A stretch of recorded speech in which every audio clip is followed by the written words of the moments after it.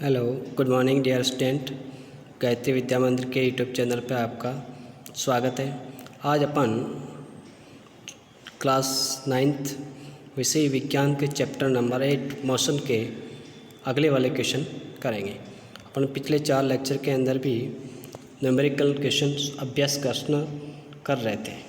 ठीक, आज का अपना अगला प्रश्न है 20 मीटर की ऊंचाई से एक गेंद को गिराया जाता है यदि उसका वेग 10 मीटर प्रति सेकंड है। ये मीटर प्रति सेकंड के एक समान त्वरण की दर से बढ़ता है तो ये किस वेग से धरातल पे आएगी। देखिए, तो ये जो दे रखा है ना, यदि उसका वेग 10 मीटर प्रति, ये वेग नहीं, ये क्या है, त्वरण एक समान, तो ये 10 मीटर प्रति सेकंड स्क्वायर होगा यहाँ पे। ठीक है, इसमें अपन को दो चीज़ पूछिए कि यह किस वेग से धरातल पर टकराएगी तथा कितने समय पश्चात धरातल पर टकराएगी। ठीक है, ये स्वतंत्र रूप से गिराया जाता है, इसका प्रारंभिक वेग u इजकल टू कितना होगा 0 और त्वरण a इजकल टू अपने पास कितना दे रखा है 10 मीटर प्रति सेकंड। अब ये ऊंचाई है, ऊंचाई को अपन दूरी माने तो s इजकल टू कितना दे रखा है 20 मीटर।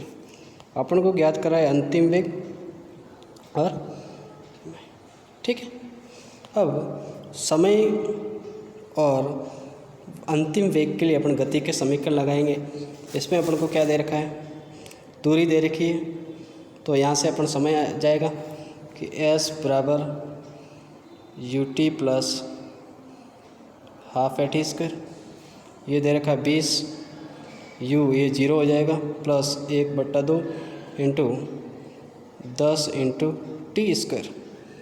ठीक है, तो ये बचेगा 20 into 5t square, T square बराबर 4, तो t बराबर कितना आएगा 2 सेकंड। ठीक है,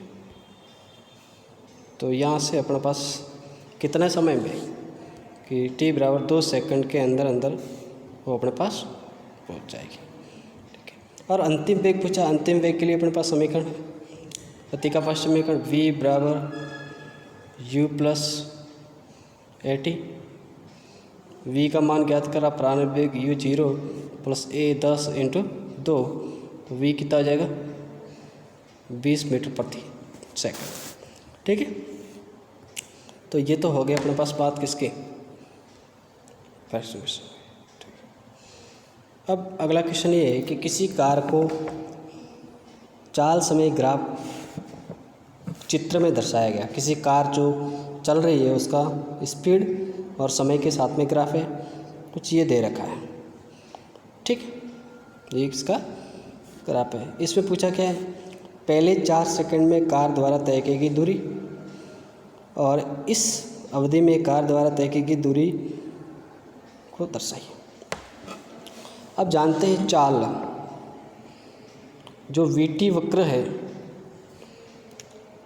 का टी अक्ष के साथ घेरा गया छायांकित भाग का क्षेत्रफल किसको प्रदर्शित करता है, दूरी को प्रदर्शित करता है। ये 4 सेकंड, तो ये वाला भाग है, ये जो छायांकित भाग का क्षेत्रफल है वो किसको व्यक्त करेगा, दूरी को। ठीक है, तय की गई दूरी ज्ञात करना है। अब दूरी के लिए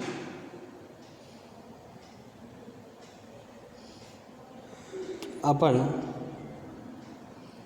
इसको आधार इंटू ऊंचाई ले सकते हैं। इसको अगर मैं सीधी रेखा मानूं, कैसे मानूं, एक सीधी रेखा। ठीक है, अगर माना जाए सीधी रेखा तो ये 1/2 आधार इंटू ऊंचाई, तो ये 4 सेकंड तक, ठीक है, 4 सेकंड तो कितना 6 इंटू 4, 6 दूना लगते तो कितना 12 मीटर के करीब आएगा। ठीक, और इसने क्या किया, इसने अलग अलग छोटे छोटे बॉक्स के अंदर, तो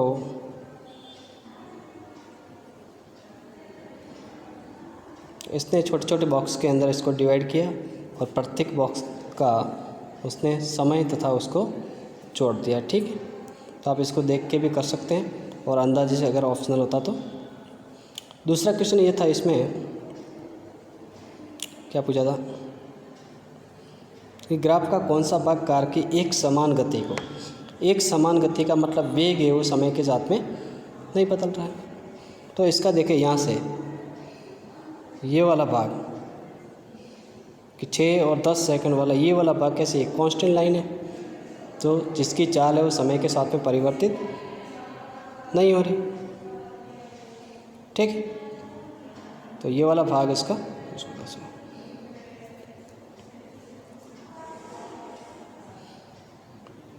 यहाँ पे भी लिखा देखिए कि जो लाइन ए बी है एक समान गति को 6 सेकंड से 10 सेकंड के बीच कार स्थिर चाल से गति करती है। ठीक है, अब क्वेश्चन अपने पास ये है अगला कि निम्नलिखित में से कौन सी अवस्थाएं संभव है तथा प्रत्येक के लिए एक उदाहरण दें। पहले देखिए समझे कि कोई वस्तु जिसका त्वरण नियत हो परंतु वेग शून्य, कि ये बता रहा है कि a = कांस्टेंट हो लेकिन v क्या हो 0। ऐसी पोजीशन अपने पास कौन सी कि यदि अपन धरातल से किसी गेंद को ऊपर की ओर फेंकेंगे तो ये गुरुत्वीय त्वरण के अधीन गति करेगा। गुरुत्वीय त्वरण का मान फिक्स है, कितना है 9.81 मीटर प्रति सेकंड स्क्वायर।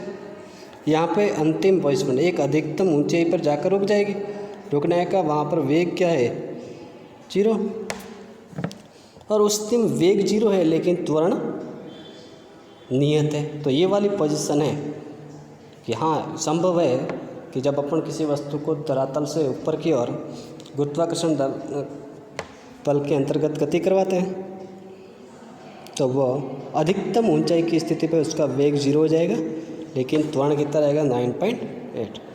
दूसरा है कि कोई वस्तु किसी निश्चित दिशा में गति कर रही हो तथा त्वरण उसके लंबवत हो। हाँ, क्या दे रखा है कि कोई वस्तु निश्चित दिशा में गति कर रही हो लेकिन त्वरण उसके लंबवत हो। जैसे वर्ताकार पथ पर कोई वस्तु गति कर रही है तो वर्ताकार पथ पर गति कर रही वस्तु के दो त्वरण होते हैं, एक स्पर्श रेखीय त्वरण होता है और एक अभिकेंद्रीय त्वरण। ठीक है, तो वर्ताकार पथ पर ये गति कर रहा है तो प्रत्येक पॉइंट पर इसकी दिशा स्पर्श रेखीय दिशा होगी, लेकिन त्वरण होगा अभिकेंद्रीय, वो उसके केंद्र की ओर लगता है। ठीक है, तो हाँ ये भी स्थिति संभव है कि वस्तु निश्चित दिशा में गतिशील हो तथा त्वरण उसके लंबवत हो। ठीक,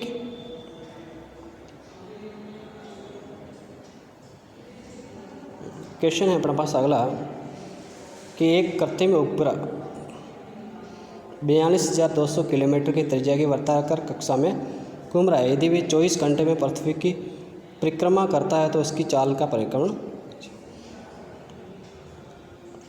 अब देखिए किलोमीटर है तो इसको बदला किसमें अपन ने मीटर में।